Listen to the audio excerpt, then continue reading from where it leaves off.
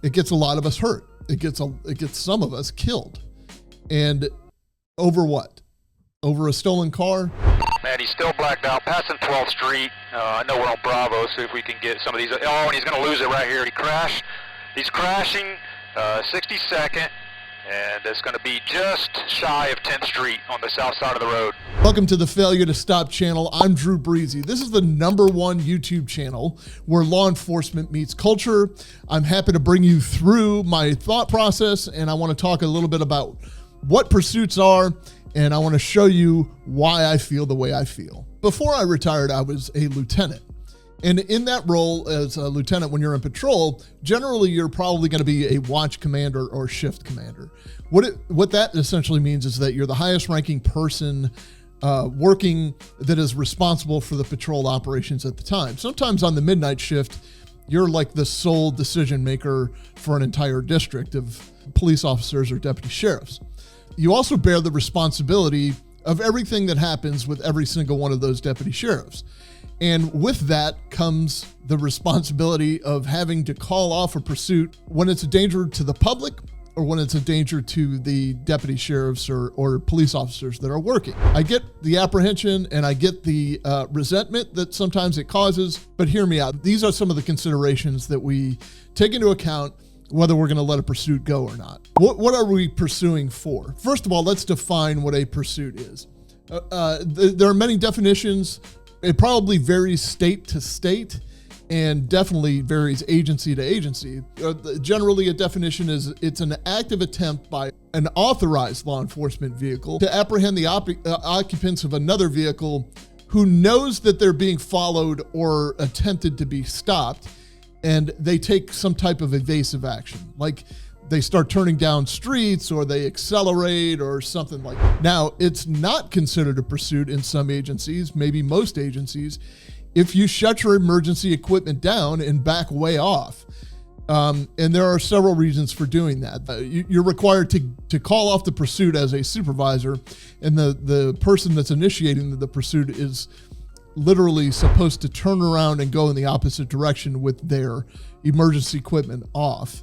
They're supposed to be able to see taillights in their rearview mirror and no emergency lights, so they no longer have to flee to get away in theory. Why are we going to pursue a vehicle for a property crime, let's say, like a stolen motor vehicle? So you get behind a car and you run the tag and you find out that the car has been reported stolen. You turn on your lights and the vehicle takes off on you. Okay, so let's break this down. There's nothing more fun than this. Your adrenaline goes from 0 to 1,000. First of all, when you see the computer information come back that the vehicle is stolen, and then it gets even greater when you're picking your spot to pull the person over. You hit those emergency lights, you call it out on the radio, and you just see some separation. You see them take off on you. There is no better heart-pounding action. You probably spent 11 hours and 30 minutes of your shift waiting for this moment. And, in 30 seconds, all of a sudden your heart's beating out of your chest. And it's very Dukes of Hazzard. But if it's a stolen vehicle, what are we going to gain by chasing this thing?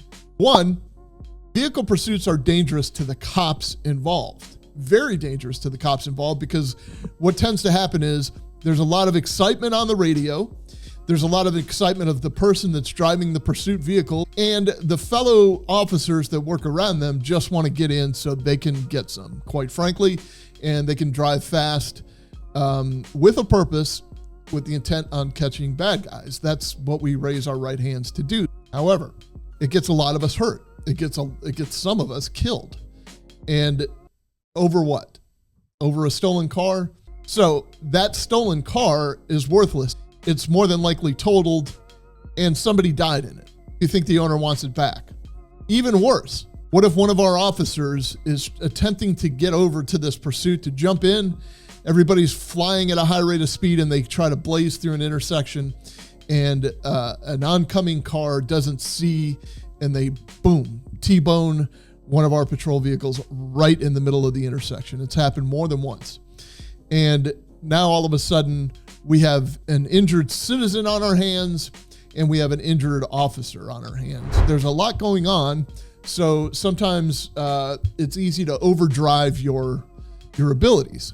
And when you do that, you may not see in the periphery the church bus pulling out of the church parking lot, all done in good faith in the name of trying to serve justice to somebody who stole a vehicle, but a lot of innocent people are at jeopardy and a lot of innocent people get hurt. Obviously, the church bus is the extreme example, but don't think for 1 second that it hasn't happened. And then lastly, the property damage that comes along with the pursuit. So if a stolen car we're chasing crashes, the owner's not going to want that back. And if one of our cars crash, sometimes these agencies, these law enforcement agencies are self-insured. That's coming out of the taxpayer dollar.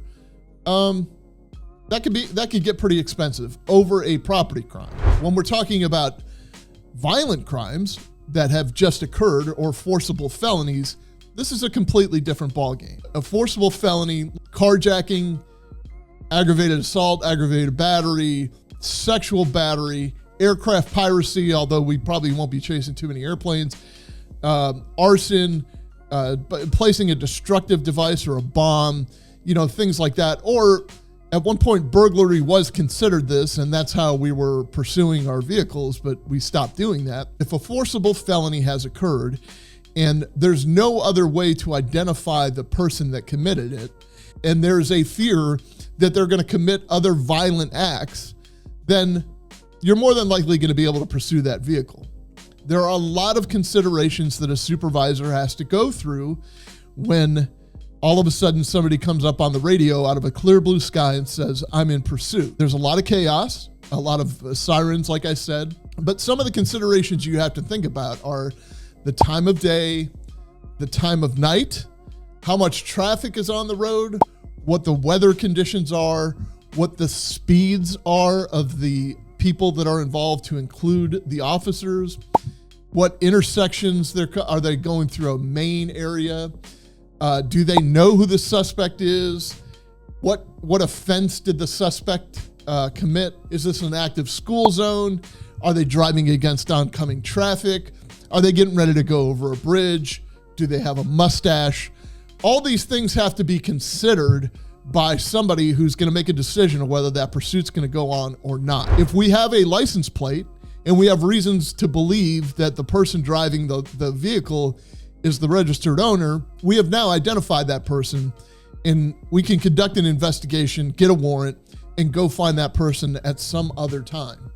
I know that's not a popular decision, but when you weigh the gravity of how many people that could potentially be hurt versus how many people have already been hurt, it's something else that you have to think about. Let's think of some of our tools that we can use. Sometimes when we were working, there was already a helicopter up. This is an ideal situation because the patrol cars can drop way back. They can turn their emergency lights out, and the pilots and the pilot observers can watch what the vehicle is doing and guide the patrol vehicles into it. They don't even need to turn on their emergency lights. Nothing happens, and the driver may or may not know they're being watched by the helicopter. There's a helicopter up. They were already watching another situation a couple blocks over. They just happened to be patrolling on the way back to the hangar or whatever they were doing, and they see these three males walking down this popular street. They then see the males get into the vehicle with their FLIR, F-L-I-R, which is infrared, and they are watching these males get into an unlocked vehicle using their shirts. So it's starting to build the probable cause that these guys shouldn't be in the vehicle. It was very late at night, early in the morning, and they get into this unlocked car. It's very common here in Florida. Kids do what they call car surfing. They just go into a large subdivision and they just check for the unlocked doors, and they get guns, they get laptops, and a lot of times they get cars because people leave the fob. Now they have free access to roam in that vehicle, drive around and commit more burglary. Then the deputies were guided right into where they were. They got right up next to them and right behind them, which was good positioning. They hit their emergency lights, And then the teens that were driving the car, the teen that was driving the car, treated this like a game, unfortunately, of Grand Theft Auto. And I'm not making light of this incident because a kid was killed in this crash. And they took off. As you'll hear in the press conference here, Sheriff Galtieri says that the deputies backed way down on their speed, and the Maserati hit the speed of 123 miles an hour before it flipped and wrapped around the pole, killing the front passenger. So this is a reason why I don't like pursuits. I completely get that these kids took chances, and one of them died as a result. As of now, I think the one kid is recovering in the hospital. The kid in the back seat is fine. The kid in the front seat was killed, and then the driver was critical but recovering. What they'll normally do is just wait for him to heal, and then they'll decide what charges. That way, if we charge them, they're going to be in the hospital on the taxpayer dime. So we let them go to the hospital and heal on their own dime. We know who they are. The police can obtain a warrant for their arrest later on and charge them. Here in Florida, the driver was committing a felony while somebody else died. That is called third-degree felony murder. So potentially this kid could be charged with felony murder for the passenger dying in his car. It should be noted there was a .25 caliber pistol recovered from inside the vehicle. The owner of the Maserati said that was not his, and that it definitely was not in the car when he went to sleep that night. Therefore, it's deduced that the firearm was in the possession of the kids that were in there, and it's more than likely a stolen gun. Here's how the sheriff explained it. Well, there's tons of them out there like that. I mean, these are crime guns, and this is what happens all the time. I mean, they're out there all over the place, and we run into these where people are selling guns on the street. A gun on the street like that, somebody's probably sold it 100 times for $50, $100. They just keep passing it around. Now, it's possible that they could have stolen it out of somebody else's car, but just from the looks of it, the type of gun that it is, again, and because the only history of it was from 1968, this has probably just been passed around in crime circles for a very long time and being sold very cheaply. I mean, it's a .25 caliber. It's not a 9mm. It's not a .45. It's not a .380. It's a .25, which is a very small caliber gun. But it'll kill you. Make no mistake about that. And they use it in a robbery or whatever else they're using it for. But it's a bad situation when you got two 15-year-olds and a 16-year-old that are out with masks, with gloves, with a gun that are up to no good in the middle of the night. All those are ingredients for bad stuff. So in summary, definitely not making light of anything here, but speed kills. And none of us are immune from that. No cops are immune from that. No citizens are immune from that. No crooks are immune from that. So once they start hitting speeds of over 100 miles an hour, the likelihood of them making a very slight error and having to overcorrect, as we saw here, the vehicle began to fishtail. They overcorrected and flipped the car and ended up wrapped around a pole. It's tragic. It's still three kids, regardless of what they were out doing. The parents were actually very caring parents, from what the sheriff was saying. They've never been charged with anything else, these kids. This is more than likely not their first time doing this, but they didn't have extensive criminal histories like some might think. And as a matter of fact, they were stopped a few weeks earlier in a neighborhood doing something similar, but nobody was arrested for it because there was no probable cause. So they were no strangers to this game. They just hadn't been caught. One life has ended. Another life is potentially going to end because he's going to end up going to prison for quite a while if he's convicted of that felony murder. And that the third one has quite a story to tell. This is why I'm not a huge fan of pursuits. I think that we're better cops than just having to play cops and robbers all the time. If we know who's driving the car and there's no propensity for further violence, then we can catch them another day. We're good enough to do that.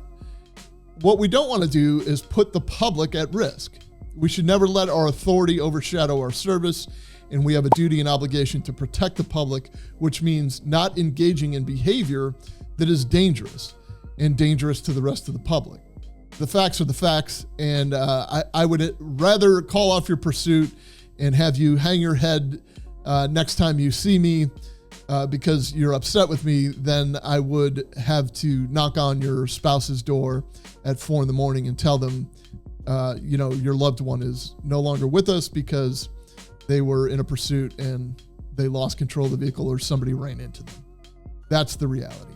Please smash the like button. Don't forget to follow Failure to Stop YouTube if you're not, and hit the notify, the little bell, because every time we do one of these videos, you can get notified and you can be the first to watch it and you can be the first to comment. Let me know in the comments. Tell me why I'm wrong. I won't be offended. I'm Drew Breasy. I'm entitled to my opinion.